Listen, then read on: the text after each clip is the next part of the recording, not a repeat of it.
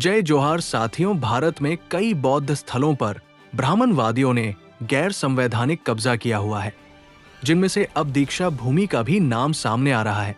इस गैर संवैधानिक कक्षा में बहुजनों में से कुछ दलालों ने भी ब्राह्मणवादियों को मदद की। उन्हें बामसेफ के राष्ट्रीय अध्यक्ष वामन मेश्राम ने इस भाषण से दी चेतावनी। उससे एक बात प्रमाणित होती है, वो बात ये है कि इसमें इन्फिल्ट्रेशन हुआ है।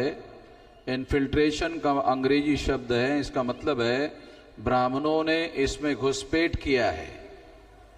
तो किसी चीज को तहस नहस करना है तो उसका एक बहुत बड़ा सबक है, वो ये है कि ब्राह्मणों ने आज तक बहुत सारी बातें तहस नहस की, तो करने का एक तरीका है infiltration and sabotage. Infiltration and sabotage, तो ये इन्फिल्ट्रेशन यानी घुसपैठ किया और घुसपैठ करके सैबोटेज करने का काम किया है। इसको रोकना बहुत ज्यादा जरूरी है। इसको रोकने के लिए बहुत लंबा संघर्ष करने की जरूरत है और बहुत शक्तिशाली संघर्ष करने की जरूरत है। राष्ट्रव्यापी संघर्ष करने की जरूरत है, तभी ये होगा, क्योंकि इसको समूल रूप से नाश करना होगा।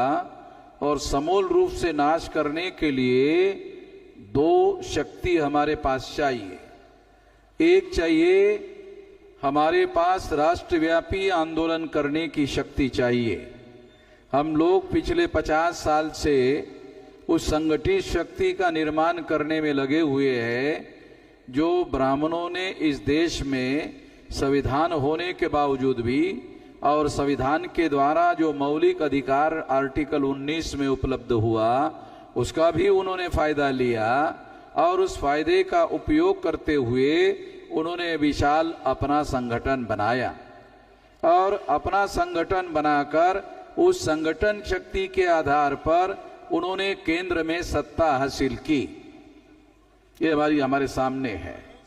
और यदि ये सत्ता पर उन्होंने नियंत्रण स्थापित कर लिया और तीसरी बार वो सत्ता में है और उनके द्वारा बनाए हुए व्यक्ति को उन्होंने प्रधानमंत्री बनाने का काम किया। एक बैकवर्ड क्लास के आदमी को, एक ओबीसी के आदमी को देश का प्रधानमंत्री नॉमिनेट करने का काम ब्राह्मणों ने किया, आरएसएस के लोगों ने किया और उसकी वास्तविक सत्ता ब्राह्मणों ने अपने हाथ में रखी हुई है। तो अगर वो जो कुछ भी कर रहे हैं, ये बात हम लोगों को समझना होगा। वो सत्ता के बल पर कर रहे हैं, सत्ता के सामर्थ्य से कर रहे हैं। इतना आसान नहीं है, मगर वो आसान उनको हुआ, वो सत्ता के बल पर हुआ, इसे समझना होगा। और अगर ये सत्ता के बल पर हुआ तो उसको सत्ता के बाहर रहकर कैसे करोगे? ये वास्तविक सवाल है। इस सवाल का जवाब अगर हमारे पास नहीं है तो फिर हम लोग कामयाब नहीं हो सकते। ये केवल भावनावश होने से समस्याओं का समाधान नहीं हो सकता। जहां तक हमारे लोगों ने बौद्धिक भ्रष्टाचार किया है, अगर उन्होंने बौद्धिक भ्रष्टाचार किया है तो वो बौद्धिक भ्रष्टाचार जनता में फैलने का अंदेशा होता है, खतरा होता है और उससे जनता के दिमाग को भ्रष्ट किया जा सकता है। उसके लिए बदलना जरूरी है, मानस बदलना जरूरी है, विचार बदलना जरूरी है। उसके लिए सत्ता की जरूरत नहीं है।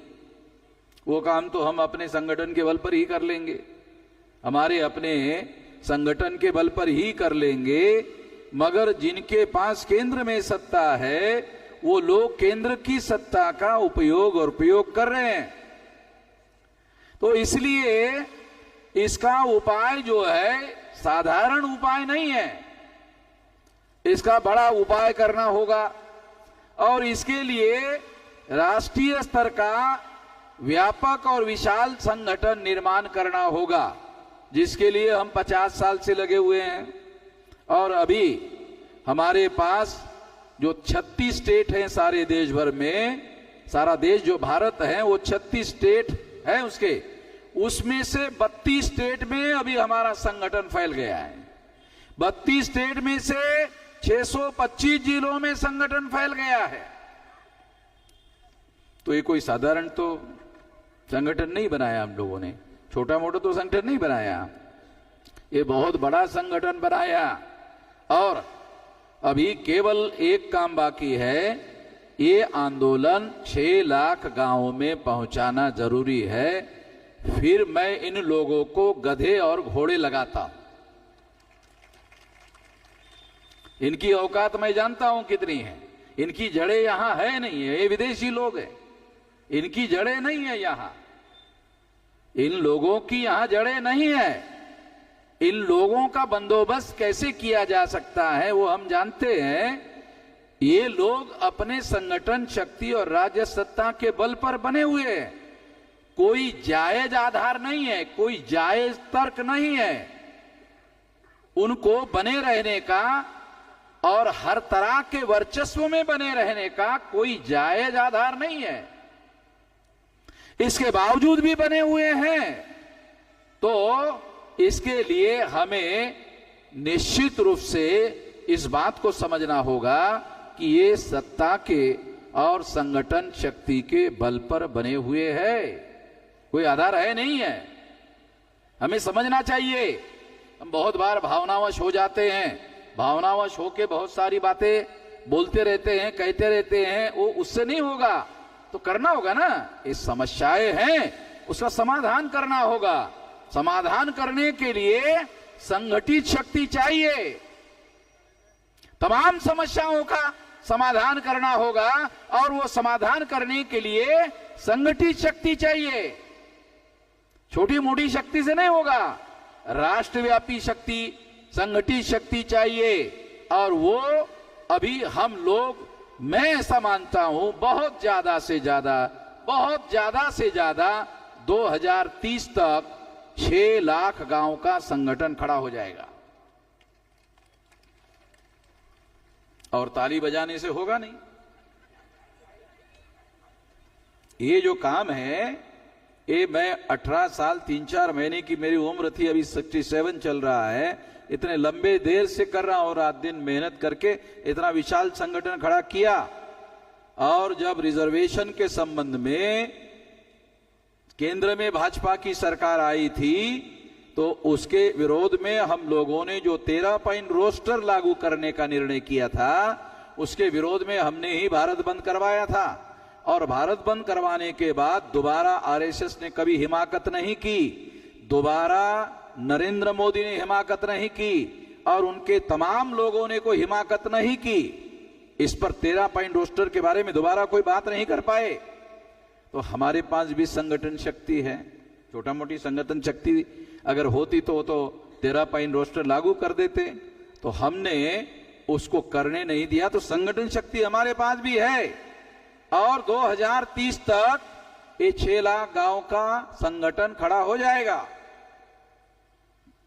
और ये खड़ा हो जाएगा तो आप लोगों को ये बात क्यों कह रहा हूं कि आप लोगों को भी अपने अपने राज्यों में, अपने अपने कमिश्नरियों में, अपने अपने जिले में, और अपने अपने तहसीलों में, ब्लॉक में, और ग्राम पंचायत में और ग्राम में ये संगठन खड़ा करने का काम आपको करना चाहिए। मेरे हिस्से का काम मैंने सारे देश भर में संगठन खड़ा करके किया, और हर जिले में हमने संगठन खड़ा किया। अभी आपको वहां जाना है, जाने के लिए आपको वहां रहने की व्यवस्था, आपके खाने पीने की व्यवस्था, आपके मीटिंग की व्यवस्था करने के लिए मैंने आदमी हर जगह खड़े कर दिए हैं। तो आपको तो केवल जाने भर की देर है। अगर आप अपने अपने इलाके में, अपने अपने तहसीलों में, अपने अपने गांव में अगर जाते हो तो ज्यादा समय नहीं लगेगा। मैं तो 2030 कह रहा हूं, इससे कम समय में भी होगा। अगर हम संकल्प कर ले और हर 3 महीने में कितने गांव खड़े करना है, अगर ये निर्धारित कर ले, तो साल में 3-3 महीने का 4 बार कार्यक्रम बनाया जा सकता है, और साल भर में बहुत कुछ किया जा सकता है। तो आप लोगों को भी इस अभियान में जो संगठित शक्ति निर्माण करने का काम है और फिर संगठित शक्ति 6 लाख गांव में पहुंचाकर 6 लाख गांव का आंदोलन खड़ा करना है। अगर 6 लाख गांव का आंदोलन खड़ा हो जाता है तो फिर उसके आधार पर गधे घोड़े लगाए जा सकते हैं, इन लोगों को इनका बंदोबस्त किया जा सकता है। ये कोई ईश्वरीय लोग नहीं है, जैसे जो लोग कहते हैं कि ये ईश्वर में बहुत ज्यादा ताकत होती है, ये लोग नहीं है, ये ईश्वर नहीं है, भगवान नहीं है, इनका बंदोबस्त किया जा सकता है। ऐसी कोई ताकत उनके अंदर नहीं है। इन लोगों को जब मुसलमानों के विरोध में आंदोलन करना पड़ता है तो उसमें SC ST OBC लोगों के साथ सहयोग के बगैर ये कुछ नहीं कर सकते। जब राम मंदिर का आंदोलन चलाया तो SC ST OBC के लोगों को ही राम मंदिर का आंदोलन चलाया। ब्राह्मणों की सत्ता तो पहले भी थी, अंग्रेजों के समय से उन्होंने आंदोलन चलाया था, मगर आजाद भारत में इन लोगों ने SC ST OBC के लोगों की मदद के आधार पर अयोध्या में राम मंदिर बनाया। ये इनके अपने बलबूते पर नहीं बनाया, हमारे लोगों ने मैदान में लड़ाई लड़ी और उनको गुमराह करके लोग ले गए और उनका इस्तेमाल किया। तो हमारे समर्थन के बगैर इनकी कोई ताकत नहीं है। 3.5% लोग हैं, इनकी कोई ताकत नहीं है। मैंने तो इसी नागपुर में RSS के हेडक्वार्टर को घेरने वाला आंदोलन चलाया था, तो भागवत जी 12 दिन यहां से भाग गए थे, 12 दिन पहले ही यहां से भाग गए थे, या थे ही नहीं, और फिर मेरे जाने के बाद आए। उनको मालूम है नागपुर तो नाग लोगों का है, उनका तो है नहीं। नागपुर जो है ये नाग लोगों का है। तो इसलिए साथियों, जो बात मैं आप लोगों को समझा रहा हूं वो मौलिक बात है। संगठित शक्ति का निर्माण करना होगा, उस पर हम लोगों को जोर लगाना होगा। जो समस्याएं हमारे सामने हैं, जो विलास कराते हैं आप लोगों को समस्याएं बताई, मैं समाधान की बात आपको बता रहा हूं। समाधान कैसे होगा? तो राष्ट्रव्यापी संगठित शक्ति और इस संगठित शक्ति का उपयोग और प्रयोग जन आंदोलन की दिशा में आगे बढ़ाना होगा। तो 2 काम होंगे, राज्य सत्ता में भी परिवर्तन होगा और जन आंदोलन भी होगा, और सारे देश के लोगों को 6 लाख गांव के लोगों को मोबिलाइजेशन करने का काम भी होगा, तब जाकर होगा, अन्यथा नहीं होगा। फिर हम लोग इसी तरह से बात करते रहेंगे। अभी बात करने का नहीं, एक्शन करने का समय है। दीक्षा भूमि में जो गड़बड़ी वो कर रहे हैं और हमारे लोग भी उसमें शामिल है, मैं उन शामिल लोगों को जो हमारे हैं ऐसा कह रहे हैं, मैं उनको यहाँ से चेतावनी दे रहा हूं आप लोगों के साथ सहयोग समर्थन से कि वो सुधर जाए, नहीं तो उनके पिछवाड़े पर लात मारने में मुझे ज्यादा देर नहीं लगेगी। मैं ऐसे लोगों की बिल्कुल भी आदर सत्कार करने वाला नहीं हूं। मेरा आदर सत्कार बहुत अलग किस्म का होता है। तो मैं जो आदर सत्कार गलत लोगों का करता हूं तो मेरे तरीके से करता हूं।